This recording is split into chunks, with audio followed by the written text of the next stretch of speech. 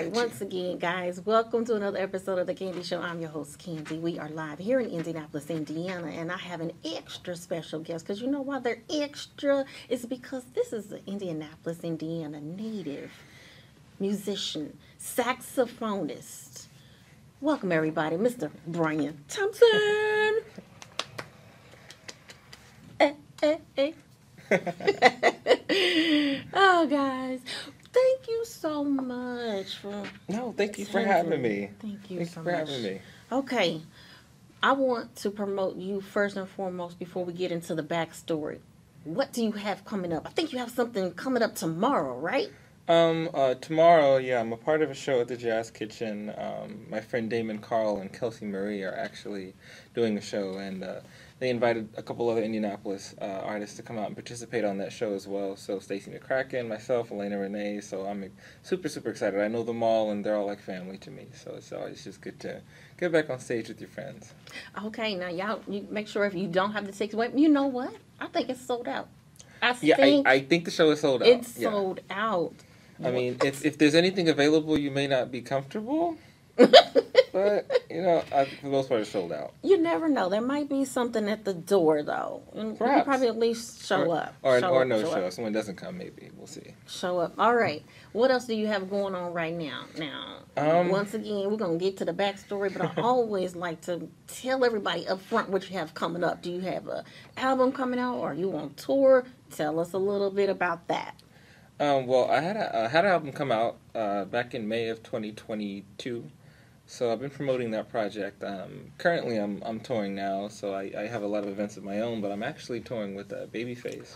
So that's really been one of the most exciting parts of the season for me this year. So, but yeah, so it's just promoting music and working. There's a lot of opportunities I have in limbo right now. So I'm just kind of grateful, taking it step by step, day by day, and.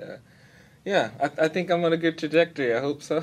Wait. You can't just go past Babyface now. Come on now. Tell us a little bit how that happened. Well, it was a long time coming because I had, they were watching me for a minute, and I have a lot of good friends in Indianapolis, and another good friend of mine, and I've done some work with him in the past, and he forwarded me over. He's a good friend of Babyface, and he kind of just forwarded me over as a option, like, hey, check this kid out, watch this kid, So 2019, 2020, 2021, 2022, they were kind of just watching me because they were. It's almost one of those things where it's like, someone puts your name in the bucket, and then when the timing is right and everything falls into place, the trigger's pulled and you move forward. So it's kind of like that. So it's really thanks to just people putting in a good word and just being prepared. It's a longer story than that with much more detail, but it would take a long time to get into that. But understood. You guys know that we are always raw. We're natural. We're real here in Indianapolis. This is what I do. It's the Candy Show. I like to make sure we spotlight local talent. I like to make sure that whether or not it's, especially if it's someone that has made it out of here in a level of success to their own. I made it. Made it. Don't made it. Come on. I didn't know that. I'm a singer. You didn't know that. I'm sorry. But anyway, but yeah, let's go on back. I met you almost like a month or so ago, and you were here for a private event, and lo and behold, I said, hey, anybody sitting next to you? Didn't even know who you were. I knew that there was some talent in the building, and honestly, I heard of you shortly before that when your official announcement came out, because everybody here in Indianapolis loved you so much. They were resharing your Facebook post about your Babyface tour. And so I'm like, okay, somebody said that you were going to be there at this private event. I was like, cool. I definitely want to check them out. And then next thing I know, I'm sitting right next to you eating. And I honestly did not even know that was still you. I think I was eating like some eggs and like a piece of sausage or something. Oh gosh, it was so funny. And then the table talk was happening. I was like, wait a minute. I was sitting by him the entire time and didn't even know. I'm tell you what, I honestly like that. I like how you can just slide on in and still be Yeah. under the radar a little bit. I would much rather, but it's always good when you meet people, and and you just never know who you're gonna meet, or So I'm glad we get a chance to talk. And I don't do a lot of interviews or podcasts much about myself. I could probably count on one hand how many I've done in my life. Shut It's up. probably like maybe 5. Literally, probably 5 or 4 or 5. Well, I So- am so honored. I appreciate. Have you No, done any 100%. this year? No, it's the first one this year. Okay, come on now. Well, I got to give up the claps. Yeah. I gotta give up. Thank you again. Thank you. This is very special to me. So let's talk a little bit about who Bryan Thompson is. Now, I have viewed your Instagram. I have also looked at your bio, and one thing that really stuck out to me is the gift, I guess you want to say. The song? Well, no. Let's go back to childhood. Because I have a song called The Gift. Oh, shut up. Okay, that must be the Yeah. reason why I said that then, right? Yeah. I have a song I put out in 2020 called The Gift. That's right. You sure do. You sure do. I Yep. want to talk about, again, your bio. Where I'm from, how this all got started. Yes. Well, Indianapolis native. Okay, so Snaptown in the house. It feels good to be from a place that is really responsible for brewing a lot of talent. I think it's a responsibility to live up to that. I think to some degree. In the state, you got Michael Jackson coming out of here, Babyface, of course, and other legends in music, Wes Montgomery. So it's just you think about the legacy that of where you come from, and if you want to be a part of that, So I think it's great to have 2 of the greatest artists of all time be from Indiana, and hopefully I can be somewhere in the ranks. If I'm not up there, at least I'll be on the books, So I'll take it. I understand that, you're if in your head you don't think that you are, but a lot of us do. I appreciate that. And I appreciate you. Just, oh gosh, I'm fascinated because of the story that I know that you have. As a child, what were some things that was just so not not avoidable? But talk to me, because your bio says that you hearing. You have a So I'm deaf in my right ear completely. I can't hear in my right ear. I can sense like vibrations and things like that. So like if I'm wearing headphones and the right earphone wasn't working, I could tell because I'm not feeling the sensation. So as I'm talking, I'm hearing my voice, but it's the sensation that I enjoy. So if I don't hear that, then I could tell. But I have no audible hearing in my ear. So and all of my friends will tell you that it's they've adjusted to how I have to be, and I adjust to accommodate for people. So I do a lot of lip reading. Now I don't know how it hasn't affected my ability to do music, because I was diagnosed when I was 14, and I got diagnosed because I was getting in trouble in school. I was not paying attention. I wasn't listening, and the teachers would talk to me, and I'd be like, huh, or I'd miss something. So eventually, most people probably be recognized when you're in middle school or high school. They pull you out to do these little hearing tests. They ask you a question. If you hear this beat, put your thumb up or something like that. So when I came in to do that interview, to do those little tests, I never, I would always fail at a certain point.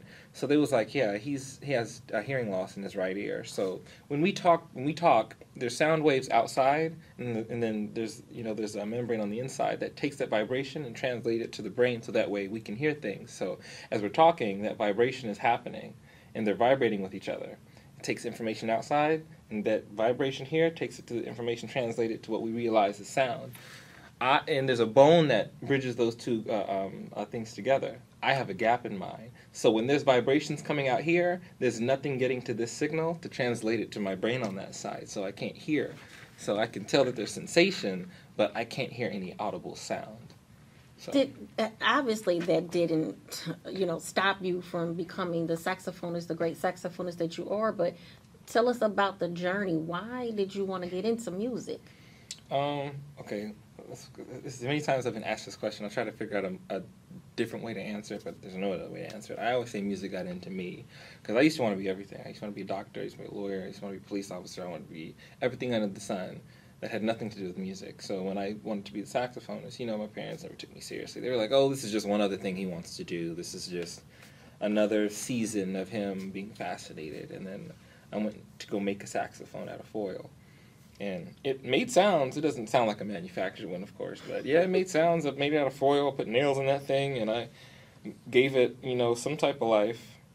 And that's when they made the decision to go and get me a saxophone. And I got my first saxophone of October 2007. So you haven't been doing this very long. Well, I can't say Well, that. I won't be able to say that much longer. I'm 26, so I'm thinking to myself. Okay, whew. I remember when I said I started playing for 10 years and it turned into 15 years. Now I'm saying I've been playing saxophone for 17 years. Oh my gosh! You know what? You're old enough to be my son. Did you know that? Gosh, what you 16 years. 16 years I've been playing. Oh my gosh! Oh my gosh! Because you don't even look 26. Just let you know. Oh, I feel every bit of it sometimes. 30's like, hello, we're almost here. So saxophone though.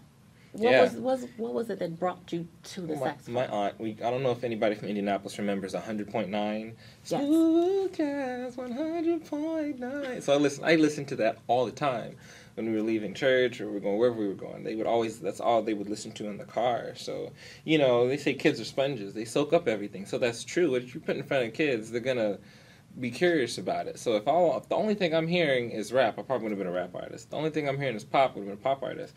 But if the only thing I'm hearing is instrumental jazz music, or instrumental R&B, or instrumental pop, then I'm like, well, what is this? I want to be a part of that. So, somebody just asked, did I start on alto? I did start on alto sax, but I play it the least. But yeah, so that's how it started because I just was listening to music all the time. So this is 2005, 2006, so it's very, very, it's not how music was introduced to us today. Now I'm finding new songs through TikTok that I really like, or just Apple Music or Spotify, just random playlists. But back then, I found songs that I liked by being around people who listened to them on the radio. I'm 8, 9 years old, 10, that's so there was no iTunes for me to go, so that's how I experienced it. So when I found out what that music was, since I couldn't just listen to it at my leisure, I didn't have CDs to play, eventually I did, but I couldn't just go listen to that, pull out my phone and go listen to it, so I wanted to play it. I was like, well, if I can't listen to it, I want to go make it. I want to play that instrument, and here we are. No, you're pretty tall. So no basketball, no sports? I mean, no, I played basketball for about a year. Okay. A half a semester, maybe. Middle school. But it was the music that. It was the music. I just wasn't cut out for basketball. I mean, I'm athletic to a degree. I work out a lot, but I'm not. I don't think sports is my thing. I like very, very sedentary sports. Like I want to get into golf. I'll play tennis. Okay. But running track was my thing. Like I like to run. We might have to get on the green. Okay. Whichever one. Get out of the green and put me to the test. Because golf has green and tennis has green. Yeah, I like therapeutic things. Things that are very, very low energy. Peaceful. So, okay. That's where it started. It's all started there. It's interesting because I've interviewed a saxophonist from a different city and state since the quarantine, but I've never in real life been able to speak to a saxophonist. Now, tell me a little bit about how do you arrange music? I mean, are you writing music?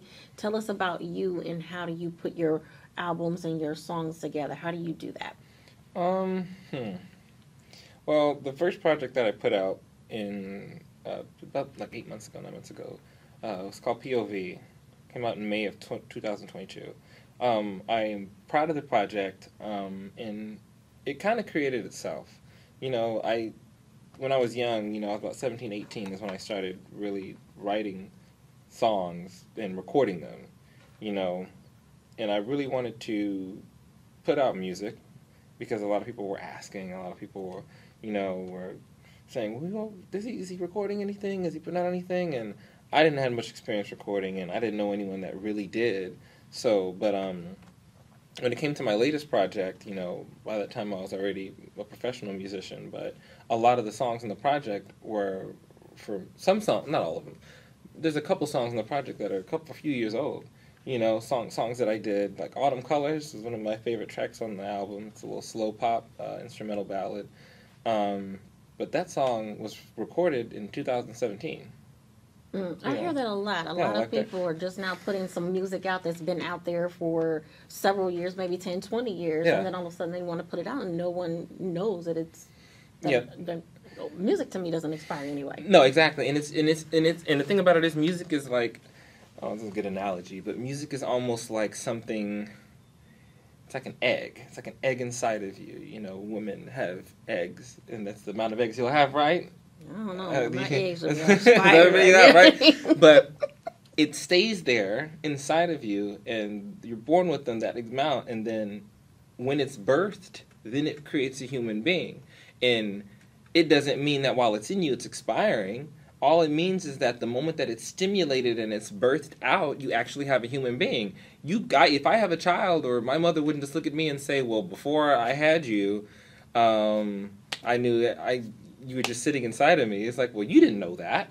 I was inside of you, but you didn't know who I was. So when people have songs that are old and they release them, it definitely is new to them and old to us because it has always been with us. So, but when it's birthed, it takes on a whole new identity. So that's why, people release songs that have been recorded long ago but haven't been put out. It is a freshness to it. It's a type of story behind it because now you're putting out something that has history beyond the normal scope of putting out a project. But everything else in the project kind of just created itself. It's not about sitting down and saying, I want to create an album. It's about sitting down and saying, I want to create music. So I would, get with other friends that were good producers and just create. That's all we do, create. Sometimes we create something and leave it for months and then come back to it and finish it, or create something and we didn't like it and we leave it alone, or you create something, you finish it, and then you don't use it. So there's all these scenarios with music that are just, very much a lot of variables and you can't confirm anything. So the goal is just sit down and create. Just sit down and create. I could be in the shower and I hear a melody, and I go to my, Open Studio One and I start tracking it out. So you don't really necessarily have all the answers when you're about to do a project. That's just my opinion. I think there are some people who say, well, I want to put out an album next year. Let's just go right. And to me, that's okay. That's a little bit mechanical for me because I don't want to just sit down and create stuff. I do.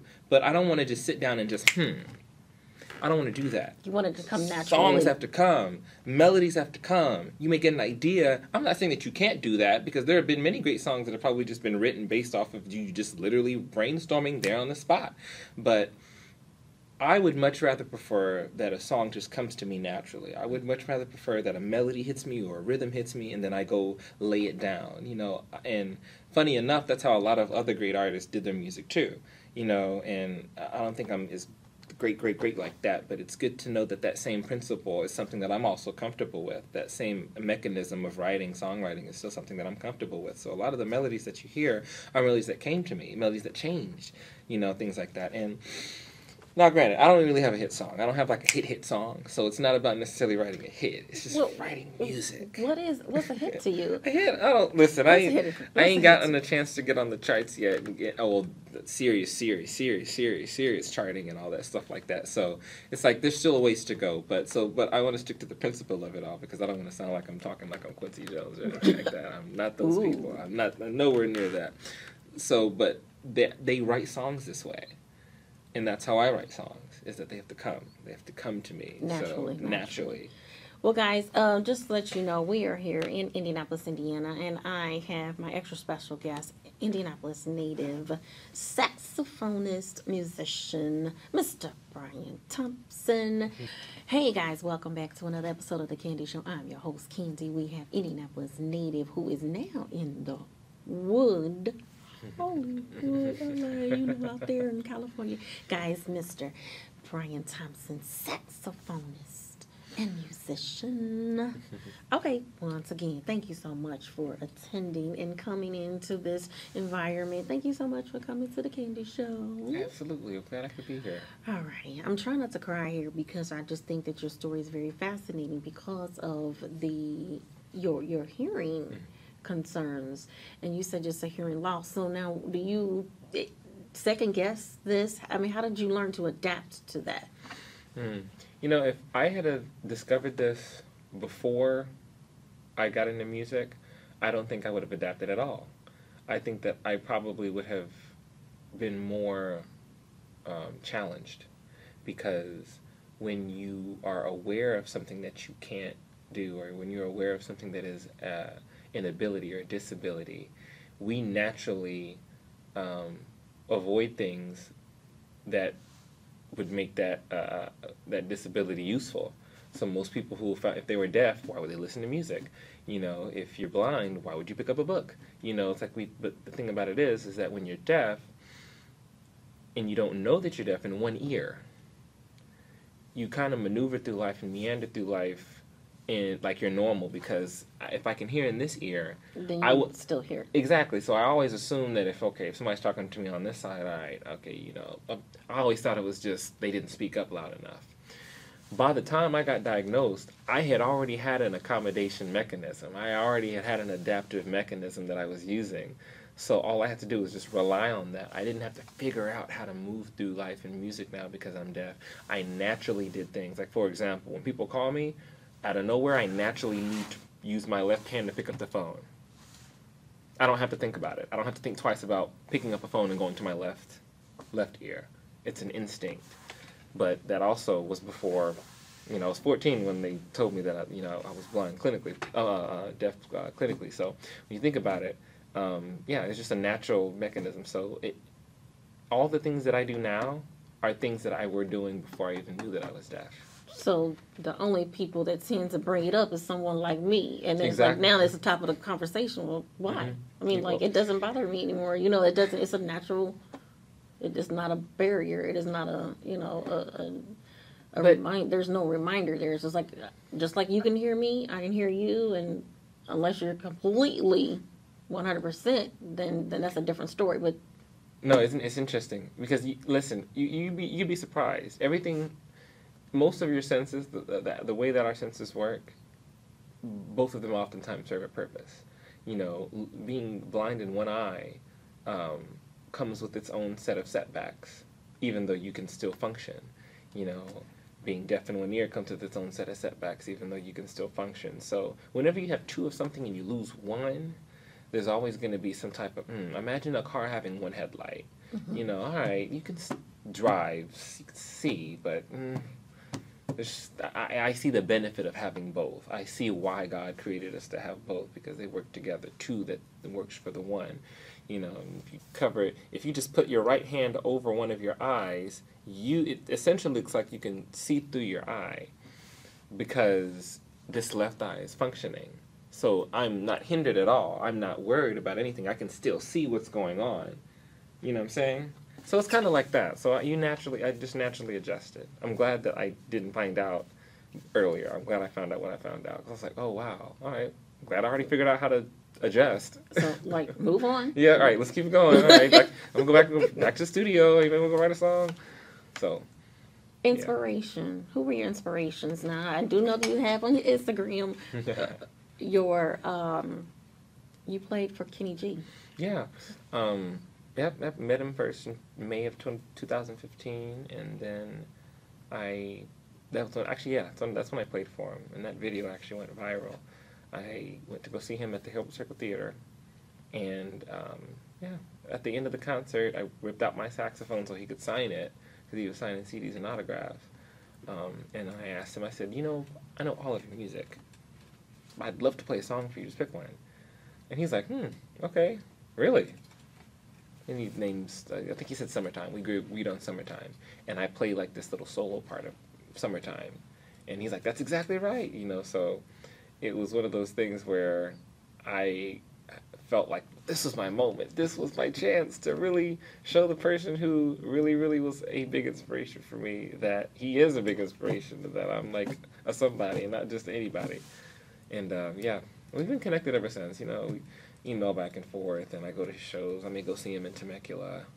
Oh, where is that at? Okay. Oh, well, I'm sorry. I'm not in California. Temecula, California. Oh, okay. I'm thinking it's a whole totally different country. No. Temecula. It's about an hour and a half, 2 hours-ish outside of L.A. Now, see, when I think of saxophonist, I think that's the first person that I think of is Mr. Kenny G. Yeah. You know, and so it's like, okay, so did you have any other people that inspired you? Oh, when it absolutely. Kenny, listen, every saxophonist that inspired me in a different way. Of course I like Kenny's sound, but mostly what Kenny inspired me was in the iconicism. I liked Kenny's iconicism, how he made himself stand out, how he made himself a public figure, an icon. But then when it comes to like skill set, like who do I go to for chops? I really, really love, like, say, Gerald Albright and Michael Brecker. Gerald Albright and Michael Brecker are some of the most technically advanced saxophonists that I've ever heard in my life. You know, there's a lot of good ones, you know, but their chops seem unreal. You know, but who inspires me for feel and emotion and soul? Kirk Whalum. No one is more soulful or more vocal on the instrument than Kirk Whalum. Kirk Whalum is the saxophone that you hear on I Will Always Love You. You know, like, he's that saxophonist. So Kirk really inspires me in a very, very soulful way. You may ask me, well, who inspires you in a showmanship way? Like, who would you like to go see live? You know, and who do you like, you know, from a showmanship standpoint, you know? Dave Koz. I think Dave Koz was on a great show. High energy, you know, he's out there. And a lot of other saxophones put on a great show. Boney James, too. Who do I listen to for more of a smooth sound? Who do I like a sultry and buttery sound? Boney James.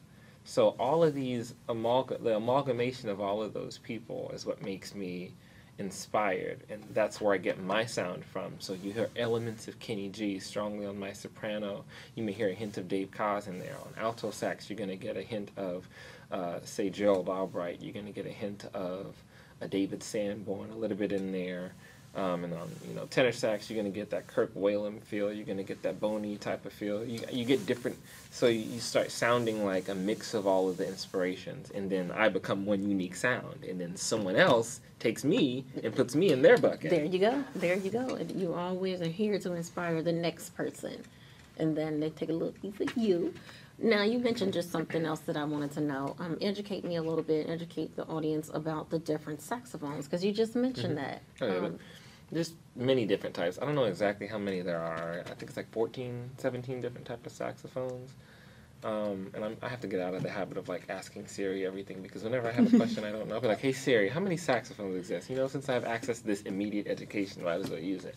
But I think there's about 14, 15 different saxophones, maybe more. I'm saying that because that's probably what I've seen just throughout my years. Even this ones that I don't even think are available. You don't have to buy it through somebody. It's probably not even available for you to buy in a store.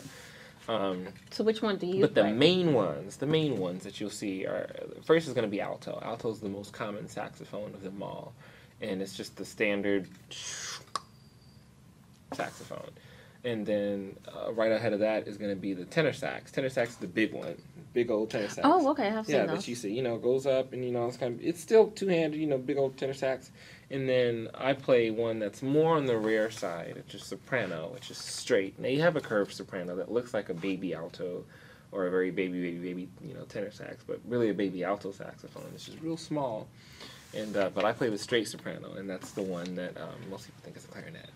Well, you know, the closest I've gotten to that was, and I've said it before in another episode of Kenny Show, either a flutophone or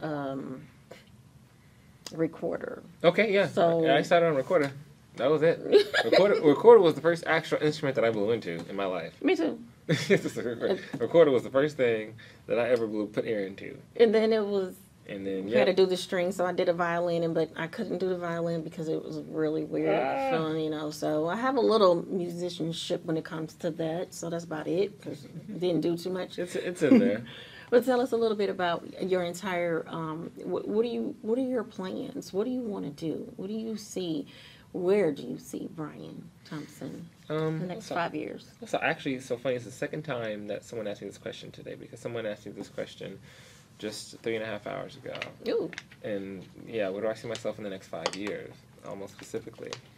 And what I said was, my plans are less career focused, but it's going to affect my career. It's more career effective, you know. So one of the things that I really want to start this year is really just maintaining me, you know, not to stress, to find happiness, to continue to, you know, take care of my body, eat right, you know, do things like that. So that's one step. And then the second thing is me, you know, spiritually, you know, make sure that you're staying grounded in your spirituality, meditate, talk to God, you know, whoever you believe in. But it's that. And then the third thing may be make sure you stay tight with your life practically. Make sure that you save your money. Make sure that you are, getting things done fiscally and making good fiscal decisions and things like that. And 4, make sure that you work on your own character development. Who are you? So these are my goals for my next 5-year plan. All of those things, indirectly but greatly, impact my career. Don't you know that? So don't you know that? I'm glad you actually started out with saying self-care first, because woo, Lord, when I said I wasn't going to be stressed out anymore, I meant that, and Absolutely. That's been 5 years ago. Anything that compromises that, I'm sorry if this is going to be more than what I have to deal with. We've done that. Can't do it. I've put it aside, even if it's something with the candy show. If it's just too stressful, or I'll just have to put it aside because I have to think about, this right up here first. Give me a break. I pull out of shows, but like, hey, can't do this or something like that. Or you have to just take a step back and just kind of recluse for a minute to gather yourself, because when you're not right and you're not together, it makes it difficult. People will feel that. It makes it difficult to navigate people and talk to people and communicate with people, because they're going to feel that. They're going to feel like something's off. So to spare you of even feeling that when you shouldn't, is that I have to go and do me for a minute. Let me go take care of myself, make sure that I'm good, whatever it is. And then when you go back out there, you're good to go, And sometimes people got to understand that. I got friends that do that. Hey, I'm about to go into a heavy work season. Hey, I'm going back to school. You may not hear from me as much, so... You got to take time out for yourself, because at the end of the day, let's be honest, no one can take care of yourself but you. Yeah. No one can take care of, and I know you're limited on time because you have to get ready for your show. Oh, no, we're good. Okay, actually, cool. Tell us a little bit about how do you actually prepare for a show, whether it be, on the stage with, superstar, legend, Indianapolis native, babyface, versus coming home and doing a gig here. Mm-hmm. Yeah, they're kind of different sides of the same coin, because when I'm doing those shows, it's still performing, but when I'm doing those shows, the expectation, I think, is greater, because now you're working for someone who is levels and levels and levels and levels ahead of you, and they are inviting you into their court. So you have to meet their expectations and meet their standards. So there's a different type of work ethic and expectation on that side of the coin when it comes to preparation. I'm preparing not only for myself, but I'm preparing to also let the people who have hired me to know that I'm a good employee. I'm here to work. I'm here to do this. So that's a different type of preparation. When it's my show, I still have to prepare and do everything. However, you now are the king of your castle, so you can kind of, you gracefully make decisions without approval from anybody. You do whatever songs you want. You can design the show how you want. You have more power. And then, but that's an opportunity for you to really, really exercise that type of preparation tactic. So, we pray over there, we pray over here. Over there, I have to be at a set time they tell me. Over here, I set the time. Over here, I have to have these certain songs ready that they have for me. Over here, I can pick what I want to play. So it's things like that. But both of them teach me to do things, the way I need to. So when I'm over here, I know how to listen and submit to authority. And then when I'm over here, I know how to do the same thing, but I also can be a leader. It's like I know how to lead, and I can and bring my team together so we can effectively do a show. So it's learning both sides of that. I was just about to say, you're learning every time when you're learning every day. Every day. Every experience. Now, is that your first major platform? This is this is probably one of my first consistent platform opportunities. A lot of the things that I've done in the past were kind of just one-offs, I remember doing the Oscars with her, and I did an Amazon Day Prime special. So 1 or 2 times, boom, you do something great. And then, Toni Braxton, I got a chance to perform with her, so boom, but that could happen again too. So, but the baby situation is like, hey, we're gonna need you for the year. So how do I get that job? Right? So it's a year. So yeah, this is my first consistent opportunity that I've gotten. It's an opportunity that's ongoing. It's not just a one-time thing. Okay, and then it had to be it was lined up like that with another Indianapolis native. Yeah, Ooh, tell me, how did that actually feel when you originally seen that come over, whatever confirmation and how you received the confirmation? Were you jumping up? Were you crying? Tell me a little Well, bit I about was in that. my car. It was raining, and I was like, yeah, I was super, super excited. I was flipping out because I was like, man, like it's so funny how your life can change. Because I was just in Florida thinking about what am I going to do this year? Like, what's the plan? What's the goal? You know, like I can only do so much. You know, yeah, I live in California, but I'm not necessarily wealthy, quote unquote. You know, so there's things that I can't do that I may want to pay for my career. So I have to think, well, I can't do that, but I really need that to get ahead. So I can only do this and wait for this. So you start feeling stagnant, and then boom, you get a phone call that really kind of positions you to, take off. So, but what I really, really appreciate about the opportunity is that when I'm in there, I feel like it's an obligation for me to continue a legacy. Now, I don't know how Babyface may look at it. When he makes his decisions to bring people on board, I know he's looking for the basics of just, I need you to be a decent person, and I need you to be talented and trustworthy, and being, what I'm saying, just the basic things that any boss would ask for.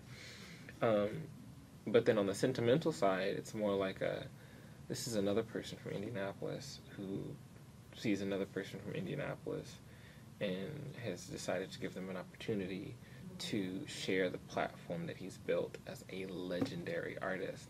So I think for me, I feel like it is a metaphor of life, you carrying a legacy almost. It's like you're part of a legacy. It's like, that's not explicitly stated. It's not like I'm supposed to, it's not like he's, that the intention is for me to be Indianapolis's next greatest thing behind Babyface. That's not the brand.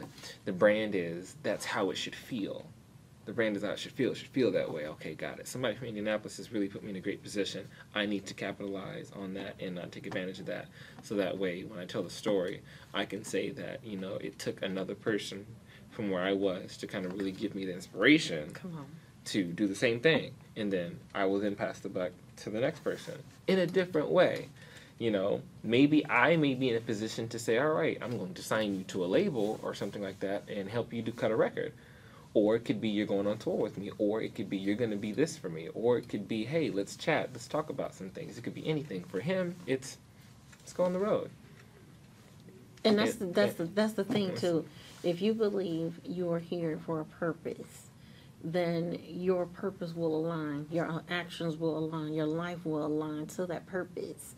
And we all know how hard it is to make it from Indianapolis, Indiana. So anytime in any place I have the opportunity to meet and speak and talk to someone from Indianapolis and their journey, I want to hear all about it. Mm-hmm. I want to hear all about it. But you're not only just playing a saxophone.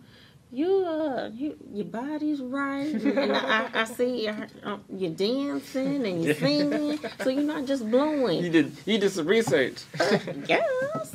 So am I gonna see you doing some 2-steps? No, we're doing 2-steps, 3-steps, 4-steps, 5-steps. We are out there doing all types of 6-steps, okay, and 7 steps on Thursday, okay. So we are out there moving, and it is work. I sing a lot, I dance a lot, I play. I probably do about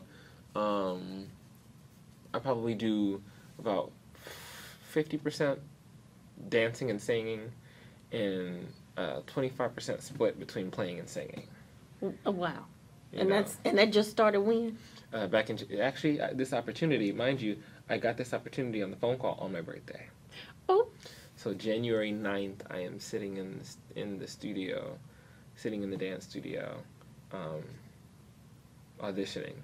On your birthday? On my birthday. Ooh, Lord. Okay, I'm about to... I 26 started amazingly. You do a lot of cover songs. Mm-hmm. I know you've probably been asked this question. Yeah. What's your favorite cover song? I don't know, because truth be told, I don't always like to do covers. Sometimes there's been songs I put out just because they were trending, not because I wanted to or I liked it. Most songs I end up playing I like. There's not many cover songs that I've played that I don't like. The ones that I've played that I probably don't like, I may not have posted the entire thing, or I may have just only posted it on one platform. Mm-hmm. But most of the songs I've covered, I actually don't mind playing. I really do like them because I just don't want to be known as a cover artist, so that's why I have to be careful.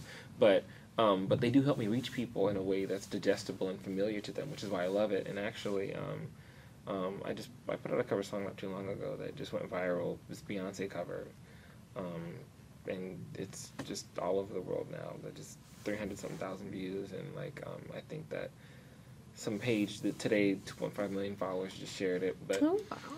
So, And see, that's actually the next question. How do you get an audience to listen and love your songs as much as they do other songs? There's no formula for it, but what I would advise people to do is that, first of all, you want to get people to like you. If people like you, then people will naturally, subconsciously like what you produce. So liking music is a part of you liking someone. So if they like the way you play your instrument, or if they like that song and they like how you play that song, they will be interested in you. So once you find those people that are interested in you and just not interested in what you do, that's where you have a fan. So it's like, you can walk into McDonald's, you can walk into a restaurant, you can walk in anywhere and not buy anything and leave. Mm-hmm. Yeah, you came in, you saw it, you know where it's at, but you didn't stick around. But the goal is you get a fan when you get people that like what you do and like how you did it, but they also like you. So then when they're on that side of the spectrum, they become a fan. So not everyone makes it over there. So there are some people that really just like to hear you, but they may not want to just always stick around. But that's fine. So that still counts. But the way you get an audience to really go from just liking cover songs to liking your music is to really slowly introduce them to who you are. Like, if I do a set list of cover songs, throw one or two of my songs in there. Or if I'm, posting a reel or something, find one of my songs that work that you can throw in the background. You hint at it. You give them a taste of it. Don't shove it down their throat. Don't force them to like it.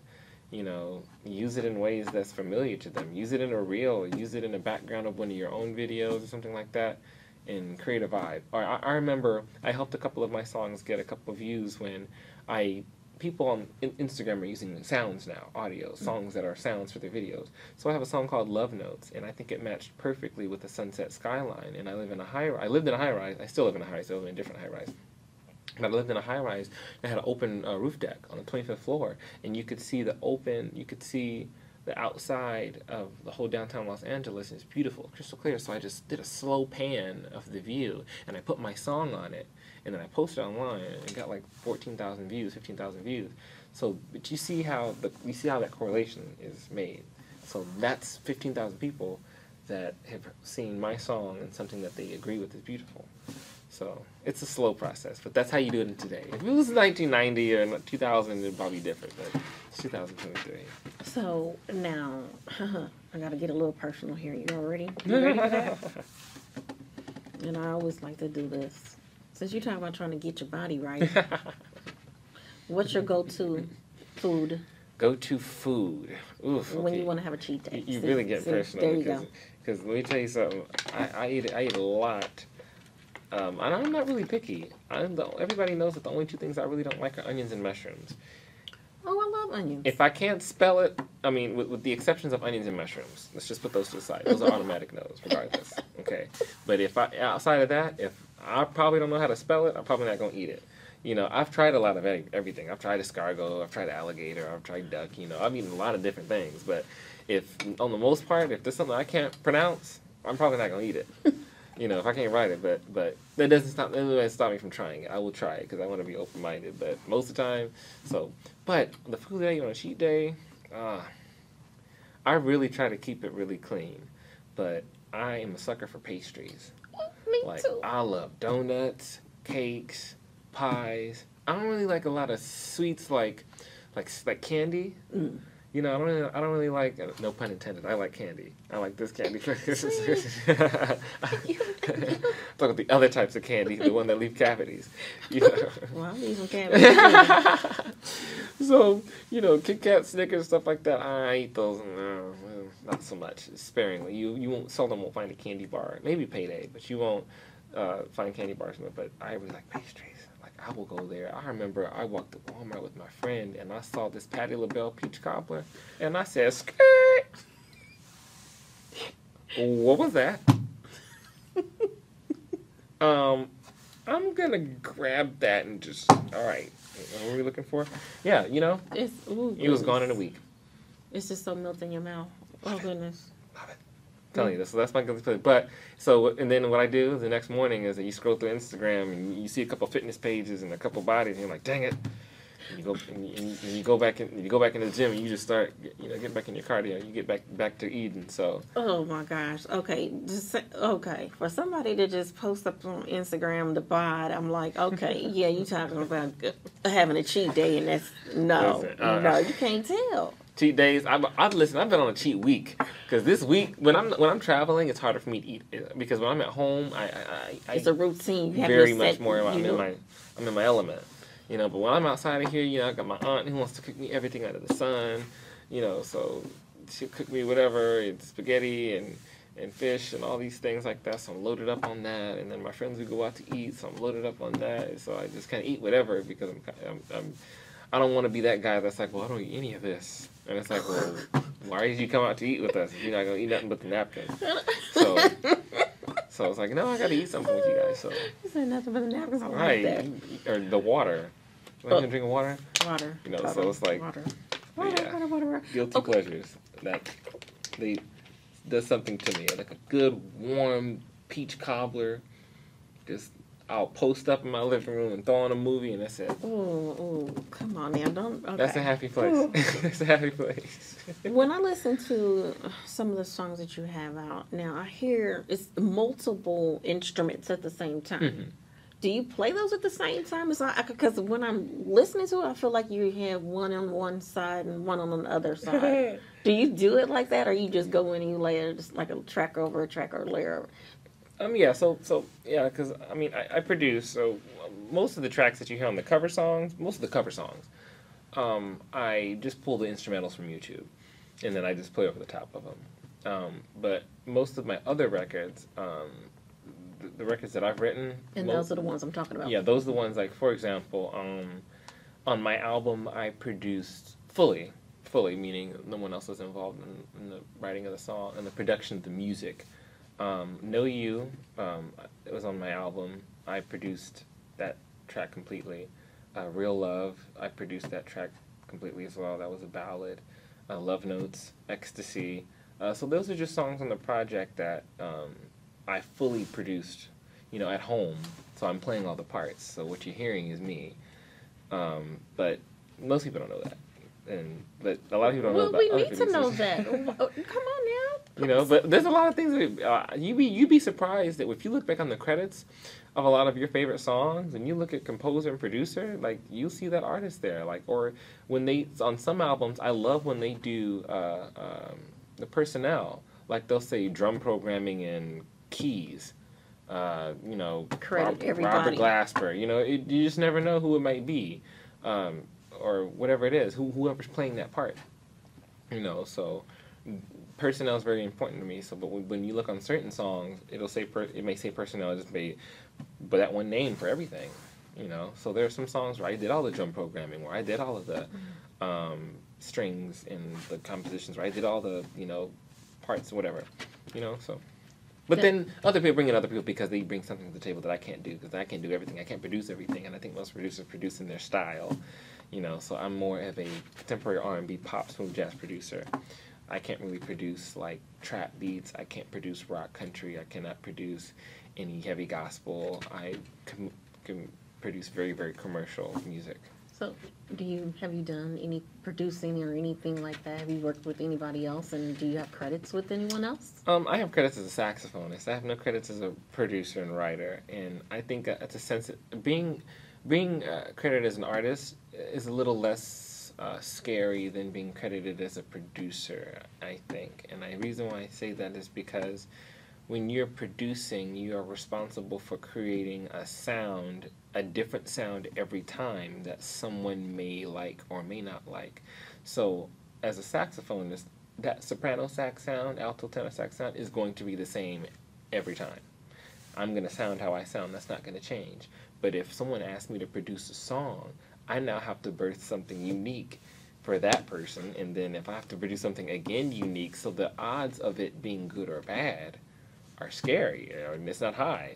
So that's why I would, most of my credits are as a saxophonist, none of it as a producer, because it's just a very sensitive place, because you don't want to, it's hard to kind of produce something and be like, you don't like it, especially if you're trying to show up for somebody, if you're trying to produce for somebody, like produce a track for somebody, and they're like, I don't like it, you might take that the wrong way. So it sounds like you like to stay in your own lane. Kind of. Your lane is the best. Now, for as you to get more break. credible and stuff like that, the no's don't mean no because of your lack of skill. It may mean no because of just the vibe, So I think that my no's would come from the fact that I don't know if I can execute at the level that those people can.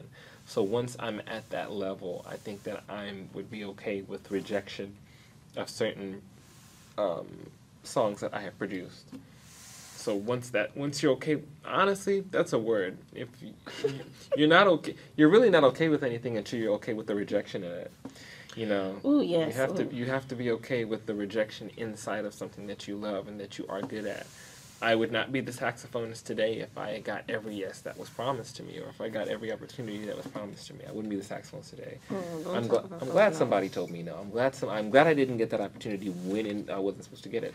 So, but I know that's a lot to say around simply producing a song. So it's a sensitive place. No, because if you cannot take no's, and if you cannot understand that taking no's, you're going to have way more no's than yes. If you can't understand that, because you'll feel defeated. Yes. And at the end of the day, it's like this. Then you might just want to stay in the lane that you're the most comfortable with instead of expanding. Because if you're not, if it's hard for you to be uncomfortable, then it's probably not the right decision, the best decision. Once you get to a certain point, and then you're ready to do that, and then you have it, and you get that inspiration, you have somebody pull it out of you. Because really what people may always need, or what I may need, is just someone to say, B, I need you to produce a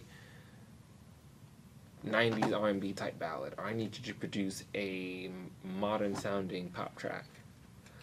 I would say yes. I'd be scared out of my socks, but I'd say yes and see what I can come up with. Because it's also a challenge for yourself. Always. Okay. Well, let's talk a little bit about your journey, because I have to go back. And the journey from being at 14. Any music classes? Did you take any actual professional classes? Any music, outside of school, high school, and things like that? Did you do any post? Yeah, I did. A lot of the lessons and things that I learned, skills that I learned on the saxophone. Well, the type of skills, like certain playing classical or doing certain things that way, very very rudimentary skills that I learned, or in high school and college. Most of what people experience today is not a product of school. What most people that's a result of me being a musician, just naturally. But I did take lessons when I was in middle school. When I first started playing the saxophone, I took lessons for about 6 months. But my private lesson teacher, him and his wife, they had gotten their home compromised, and they were both incapacitated, so I could not. They survived the ordeal, but they weren't able to teach. He's in the hospital. She's in the hospital. He's there's mental disparities now, so couldn't get lessons from them after 6 months. So all I learned was how to put the reed on, how to put on the mouthpiece, and just things of that nature. So I couldn't. After that, I just kind of went back and said, all right, well, I have to do this now on my own. So I learned how to really play songs. You did that on your own. On my own, and then so after a few years of that, I took some lessons at Butler, and those lessons just did some fine tuning. They really tightened up on some things. I learned things like always keep warm air in the horn. So when I did. When I took lessons on the next level, it was that type of thing. It wasn't, we're going to teach you how to play this song. It was like, all right, try to do it this way. Try to do this way. You kind of learn little small things. It's like, imagine you know how to cook, but you say, actually, don't stir it this way. Stir it that way. But then stuff like this, like you said before, you can learn the fundamentals, but at the end of the day, it still has to be based off how you feel. Yeah. And what makes you have that pizzazz or that jazz or just that energy to want to create. When the shows that people see, like these shows, lighting and everything they show, that's not taught. That is no. That comes from the collection of chemicals and atoms and molecules in your brain that produce something creative. Oh gosh, don't talk about that. We'll talk about that. One other question, because I know you do have to get out there because he has to prepare for his performance tomorrow. Rehearsal tonight, no show tomorrow. Oh, rehearsal. Okay, all right, here we go. What do you like to do on your fun time when you have your downtime and you just want to just let your hair down and just not think anything about music? What do you like to do? Got it. Okay. I actually like to pop a 10 milligram edible, go over to Malibu, and just watch the sunset and listen to some lo-fi. I feel like God talks to me there. I feel like I'm less distracted from the world, and I'm in a relaxed state, and I love going there. That's what I like to do in my downtime. It doesn't cost money, just costs a little bit of time. Oh my goodness. That's all. That's all. That's all. Of course, going to the movies and doing things that everybody else likes to do. That's typical. Yeah, very typical. I like to go for a good, and sometimes I also like to go stargazing. So when I catch, when LA has a very, very nice, bright night, not a cloud, and not even a speck of cotton in the sky, I like to go a night stargazing, and it's so clear you can see all the stars. You just do the same thing. You just drive up to a mountaintop, park up in the hill, and just admire the planet that you live on for while we're here. I do that also. It's just peaceful. Yeah. It just kind of brings you back down. Mm-hmm. Brings you back down to earth while imagining things outside of earth. And then, not to mention, putting on some jazz because, listen, I was raised around a lot of different kind of music, and you're talking about the stations back then when we had, I believe, 107.9. When 107.9 used to be the jazz, used to be the old school, and I believe, and please, I might say it incorrectly, but on Sundays there used to be a jazz time frame. I think the gentleman who's from here. Oh, Chuck Workman. Yes, he used to have. Chuck Workman It's Chuck something or something. I apologize. I don't know. Smooth jazz. Smooth jazz on Sundays. On Sundays, and so trust me, I understand. I know where you're coming from. Now that is the one thing that I did appreciate, and I appreciate a lot. But when it comes to music and being open to the different styles and types of music that my parents, listen to, because that's what I grew up on. So that's the reason why I can listen to a lot of different music. And jazz is just so beautiful. It's beautiful. It's peaceful. Hey, you can make a lot of money from that because you don't. There's a different occasion, like there's endless occasions or events that you can play at elevator, or if it's just somewhere, it's like a wine event, things like that, or pre-event, people like to have some kind of soothing music while people are entering and doing that. So I like the fact that jazz is endless. You'll never go wrong with jazz. Yeah, I think so, and you can customize it any way you want. If I play a pop song, I just play a pop song. If I play a country song, I play saxophone. The saxophone's a vocal instrument. Goodness. Well, tell everyone how they can reach you, how they can book you, how they can follow you, purchase your music. I'm going to direct all of you to one place, which is my website. That is www.bthompsononline.com. Again, that's www.bthompsononline.com. Everything's there. Music, how to book me, where I'm going to be, bio, everything. Well, Mr. B. Thompson, I thank you again one more time for allowing me to be into your world and come into the Candy Show while you had another opportunity to come home. Do you come home a lot? Every now and then. Listen, I normally come home when it's time for me to get if there's a check involved, but I also love to come back just to touch and love on the family and friends in the day one. So, but yeah, I come back pretty often. I'm probably in LA, in Indy, 4 or 5 times a year. Okay, well, cool. All right. Well, guys, make sure you are following Mr. B. Thompson. He is such a wonderful guy.